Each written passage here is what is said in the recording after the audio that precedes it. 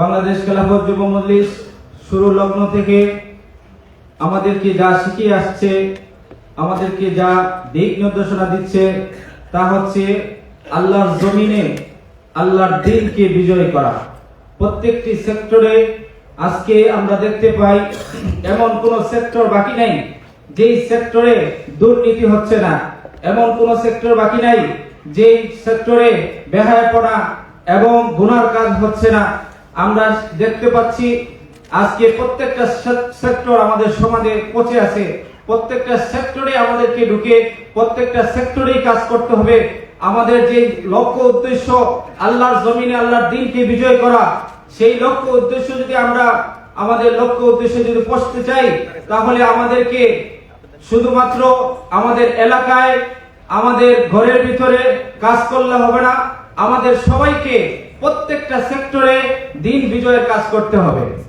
সম্মানিত উপস্থিতি, আরেকটি কথা বলতে চাই।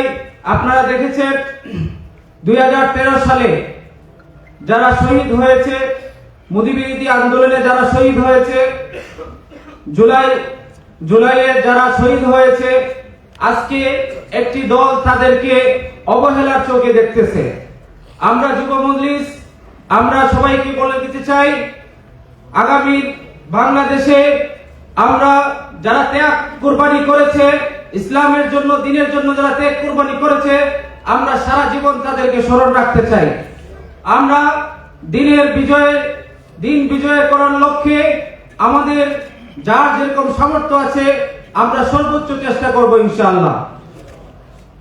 হযরত সাহাবায়ে কেরাম রাদিয়াল্লাহু তাআলা আনহু যারা দ্বীন বিজয়ের জন্য নবীর পাশে থেকে যেভাবে কাজ করেছেন, আমি বলে দিতে চাই বাংলাদেশ খেলাফত যুব মজলিসের প্রত্যেকটা কর্মী ইনশাআল্লাহ আল্লামা মামুনুল হক দাওয়াত বারাকাতুহুর নেতৃত্বে সকল দ্বীন বিজয়ের কাজে অংশগ্রহণ করবে, উপস্থিত থাকবে এবং কাজ করে যাবে ইনশাআল্লাহ। আসসালামু আলাইকুম।